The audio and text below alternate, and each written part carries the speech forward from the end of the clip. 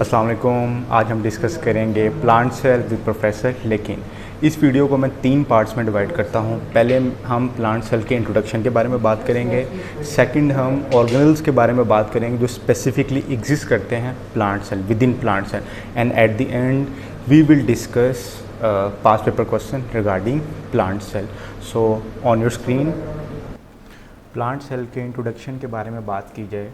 Plant cell also have membrane enclosed organelles which are not present in animal cells like chloroplast, sap vacuole and cellulose cell wall। हम इस structures को one by one discuss करेंगे। अब मैं आपसे syllabus related एक point share करता हूँ regarding plant cell. In this point they want us to study plant cell, they want us to examine plant cell under microscope from locally available material. इसका मतलब है कि वो स्लाइड्स जो आपकी स्कूल लैब में प्रेजेंट होती हैं लाइक ऑनियन एपिडर्मिस और xylem vessels. And they have asked us to use a staining technique iodine solution. अब हम ये स्टेनिंग टेक्निक क्यों यूज़ करें? ताकि हम प्लांट सेल के स्ट्रक्चर्स में डिफ्रेंशिएट कर सकें। लेकिन हम सिर्फ अपने आप को जाइलम वेसल्स और ऑनियन एपिडर्मिस तक महदूद नहीं करेंगे। After deeply studying past papers मैंने कुछ और सेल्स को कंक्लूड किया जिनके बारे में 12 क्वेश्चंस किए गए हैं। Cells like root hair cell, xylem vessel, palisade, mesophyll cells and onion epidermis. अब मैं आपसे एक ऑनियन एपिडर्मिस की एक स्टेन्ड माइक्रोग्राफ शेयर करता हूं जिससे आप इस पॉइंट को बेटर अंडरस्टैंड कर सकेंगे। इसी तरह की डायग्राम्स आपको पेपर में दी जाएंगी। ये एक प्लांट सेल है और इसको स्टेन्ड करने के बाद ये जो ब्लू येलोइश ब्राउन कलर आप देख रहे हैं ये स्टेनिंग टेक्निक की वजह से ही है। इसकी वजह से देखिए आप स्ट्रक्चर्स में डिफ्रेंशिएट कर सकते हैं। Here is the membrane, the dense part is the nucleus, the cytoplasm. अक्सर सेल आपको वॉयलेट कलर में भी अपीयर होते हैं, वो भी हम आयोडीन सॉल्यूशन से ही स्टेन करते हैं उसको, बस कंसंट्रेशन में थोड़ा सा डिफरेंस होता है। तो ये था प्लांट सेल का introduction. The first structure that we are going to discuss is cellulose cell wall. Cellulose cell wall की अगर कॉम्पोजिशन के बारे में बात करें तो जैसे इसका नाम ही इंडिकेट कर रहा है that it is made up of cellulose which is a polysaccharide. इसमें क्रिस क्रॉस फाइबर्स होते हैं जो इसको स्ट्रेंथ प्रोवाइड करते हैं। अगर हम इसके फंक्शन के बारे में बात करें that what is the function of cell wall, maintaining turgidity within the cell. इस चीज़ को आप बेटर अंडरस्टैंड कर सकेंगे जब आप सैप वैक्यूल को समझेंगे। And then we literally move on the chapter movement into and out of cell, तब आप इस फंक्शन को बेटर अंडरस्टैंड कर सकेंगे। And provide shape to plant cell. अगर इस पॉइंट को मैं फर्दर एलेबोरेट करूँ, plant cell basically prevent the cell from bursting out. ये थोड़ा एक स्ट्रेंथफुल स्ट्रक्चर है, रिजिडिटी है, ठीक है। तो इसकी वजह से जब सेल में वाटर एंटर करता है तो it prevent the cell from bursting out. At last it is fully permeable membrane. Fully permeable membrane का क्या मतलब है? That it allows everyone to pass through it. जिनके पास आईडीज़ हैं या जिनके पास आईडीज़ नहीं है, ये हर किसी को अलाउ करती है टू पास थ्रू इट। अब ऐसा क्यों है? आपके माइंड में क्वेश्चन आ सकता है कि ऐसा क्यों है।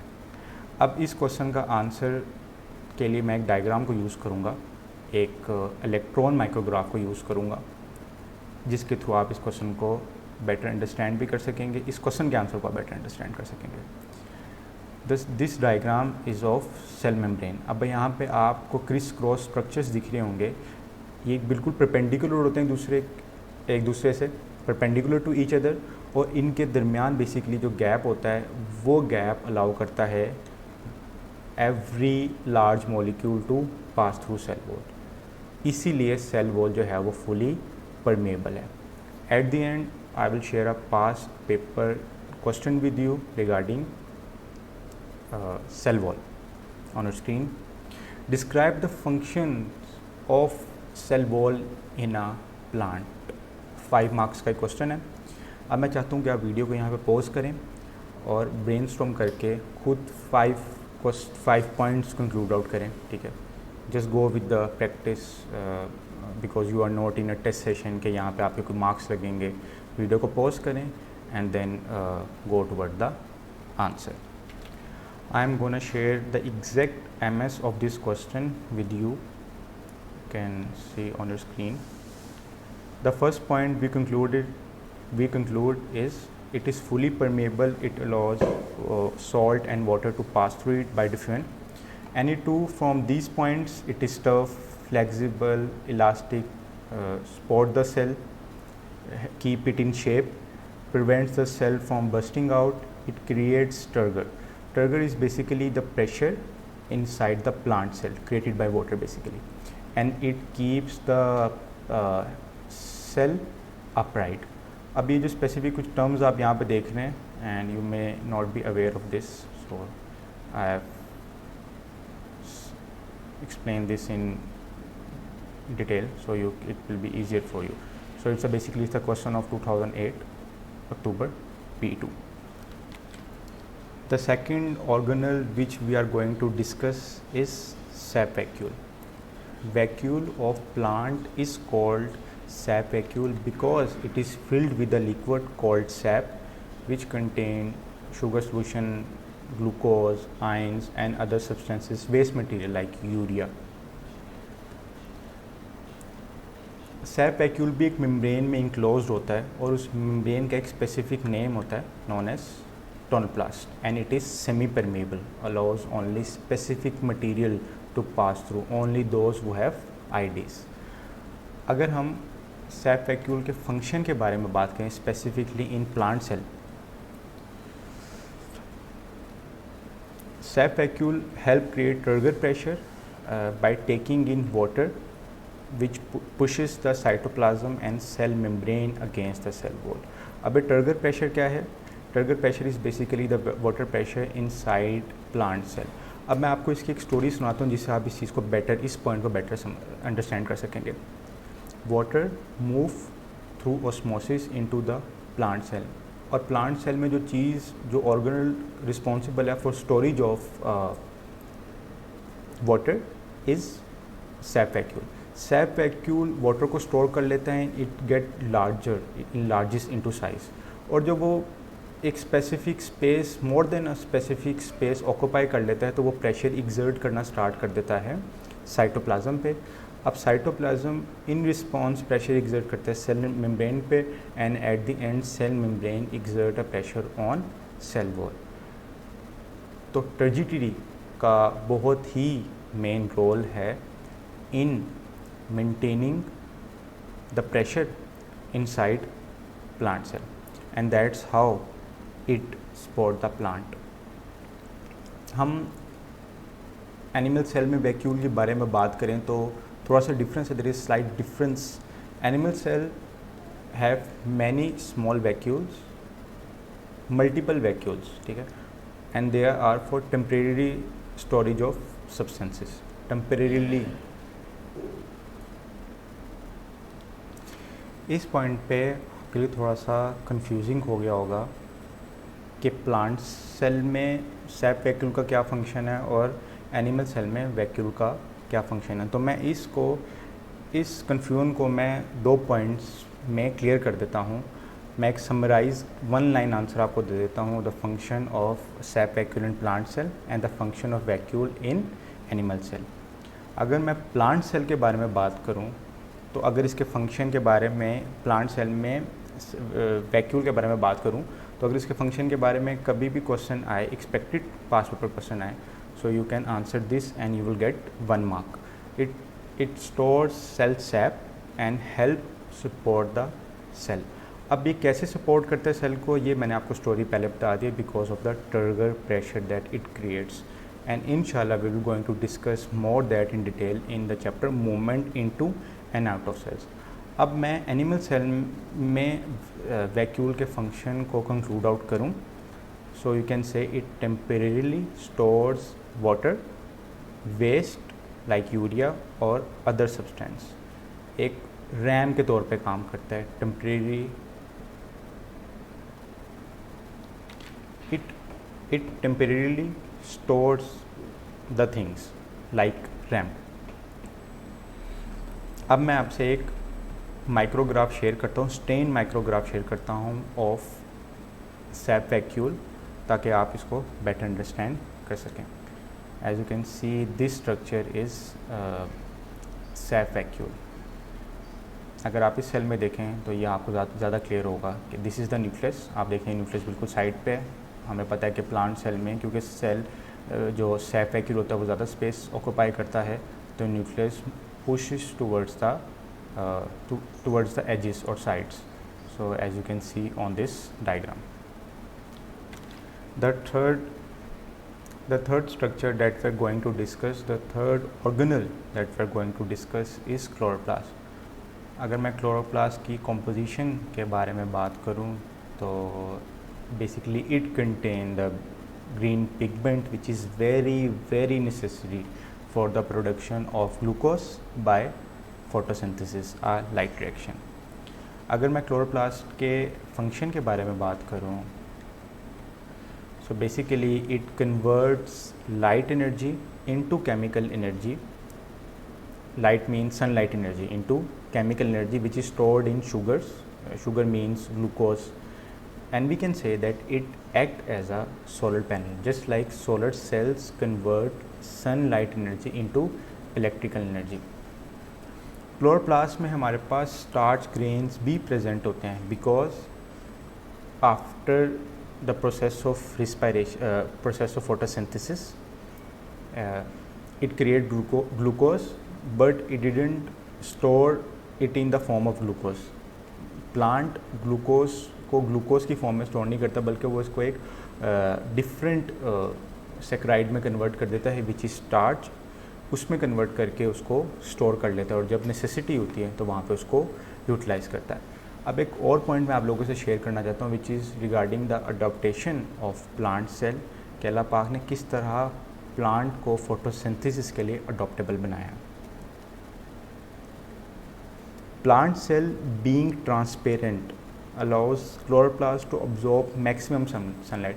और अगर आपसे कोई क्वेश्चन करे कि किस तरह के सेल्स ज़्यादातर फोटोसिंथेसिस परफॉर्म करते हैं, so you can say mesophyll cells are responsible for photosynthesis which are present in leaf.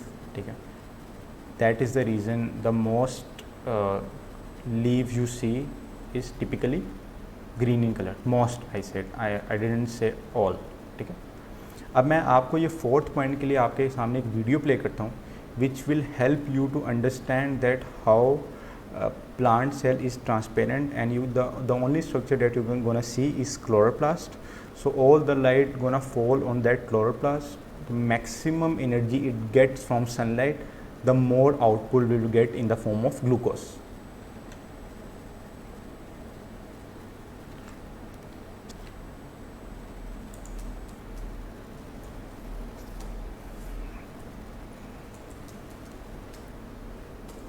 All the structure is transparent. The only thing that you are seeing is green dots which is chlorophyll.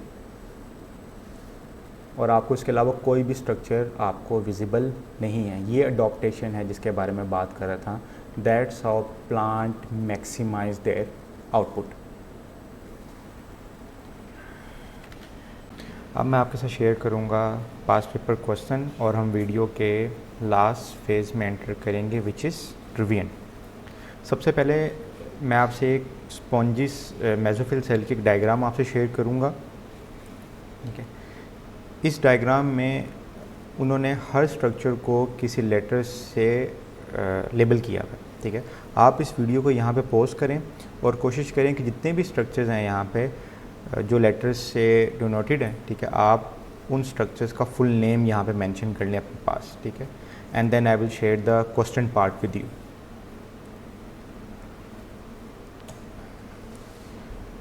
अब इस table में उन्होंने कहीं पे structure mention किया हुआ है और लेटर इन डायग्राम की हमें कॉलम दिया हुआ है और फंक्शन का हमें कॉलम दिया हुआ है. अब यहाँ पे ज़्यादातर डिफ़िकल्टी आएगी वो फंक्शन कॉलम में ज़्यादातर बच्चों को डिफ़िकल्टी आएगी. तो मैं इसका 1 बाय 1 करके सब स्ट्रक्चर्स के फंक्शन और लेटर इन डायग्राम से इनको आंसर 1 बाय 1 करके इसको आप लोगों से शेयर करता हूँ. तो पहला स्ट्रक्चर देखा जाए तो न्यूक्लियस है. न्यूक्लियस लेटर इन डायग्राम में सी इज़ द न्यूक्लियस. और न्यूक्लियस का फंक्शन होता है that it contain genetic material. Second पे बात कीजिए क्लोरोप्लास्ट की, so this is chloroplast and which is donated by the letter E. और क्लोरोप्लास्ट का ये फंक्शन है that it's the site for photosynthesis, it do photosynthesis take place here, so we can simply write photosynthesis. अब जितने भी function मैं आपको बता रहा हूँ ना, आप इनको नोट करते जाएंगे क्योंकि ये क्वेश्चंस में ये पेपर में आने के चांसेस हैं। For 1 mark they can ask you right the function of chloroplast, ठीक है। तो आप 1 मार्क के लिए अगर ये आंसर लिखेंगे you will get complete 1 mark. Third row पे उन्होंने फंक्शन लिखा हुआ है एरोबिक रिस्पायरेशन। हम फेमिलियर हैं कि mitochondria which is labelled by letter D, तो माइटोकॉन्ड्रिया जो है वो बेसिकली रिस्पॉन्सिबल होती है एरोबिक रिस्पायरेशन के लिए। It convert glucose into energy packet which is called ATP, adenosine triphosphate. Again उन्होंने हमसे एक फंक्शन शेयर किया हुआ है contain cell sap and stores water. हमने अभी इस वीडियो के जब हम स्ट्रक्चर्स वाले पार्ट में थे तो हमने सैप वैक्यूल का ये फंक्शन पढ़ा था प्लांट सेल में, और सैप वैक्यूल को उन्होंने लेबल किया हुआ है लेटर बी के साथ।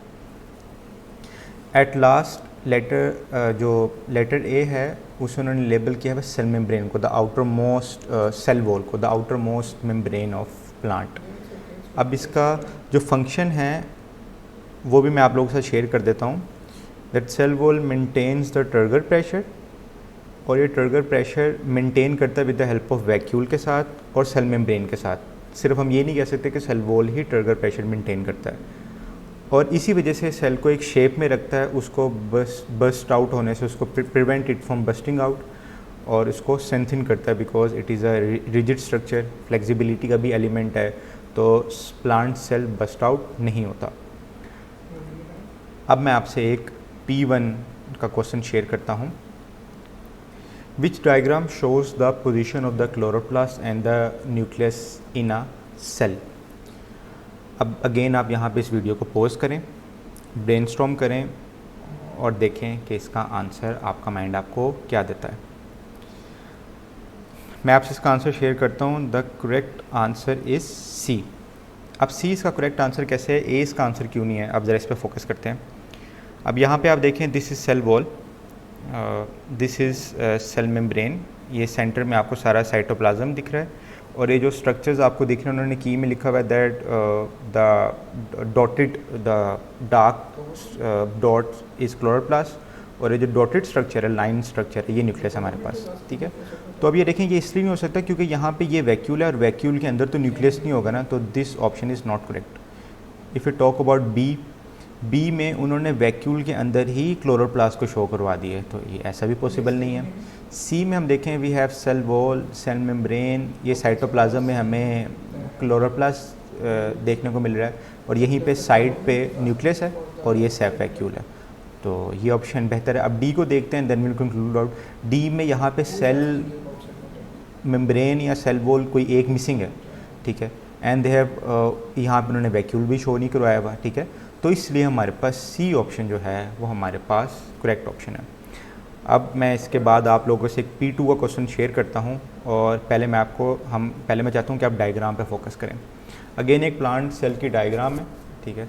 अब अगेन यहाँ पे जो उन्होंने स्ट्रक्चर्स दिए हुए हैं, जो लेटर्स के साथ उन्होंने लेबल किया हुआ, आप इन लेटर्स की जगह इनका करेक्ट नेम लिखें, just like this is the letter A shows cell wall, ठीक है। अब आप इसी तरह ना यहाँ पे वीडियो को पॉज करके ना ये बाकी स्ट्रक्चर्स का नेम किसी भी जगह पे अपने पास, किसी नोटबुक पे अपने पास लिखें, बी फॉरवर्ड, सी फॉरवर्ड, ठीक है, और प्रैक्टिसिंग इसी तरह ही आपकी प्रैक्टिस होंगी। मैं बस यही चाहता हूँ कि पास पेपर्स करवाने का मकसद ये कि आपके साथ साथ आपकी प्रैक्टिसिंग भी हो सके, क्योंकि इशू ये होता है कि बच्चे एक चीज़ का कंसेप्ट पिक कर लेते हैं लेकिन जब इम्प्लीमेंटेशन में डिफ़िकल्टी होती है, तो यहाँ पे वो इम्प्लीमेंटेशन में भी मैं चाह रहा हूँ कि थोड़ा सा आपके लिए स्मूथ कर दूँ, ताकि जब आप मज़ीद पास पेपर्स करें और टॉपिकल्स करें तो आपके लिए आसानी रहे। अब मैं आपसे इसका क्वेश्चन पार्ट शेयर करता हूँ। अब इन्होंने अगेन हमें मैच द कॉलम वाला एक क्वेश्चन है हमारे पास। अब इन्होंने यहाँ पे हमारे साथ सारे फंक्शन शेयर कर दिए हैं, और हमने इनको बारी बारी एक दूसरे के साथ इनको करेक्ट कॉलम के साथ इनको हमने कनेक्ट करना है यूजिंग अ लाइन।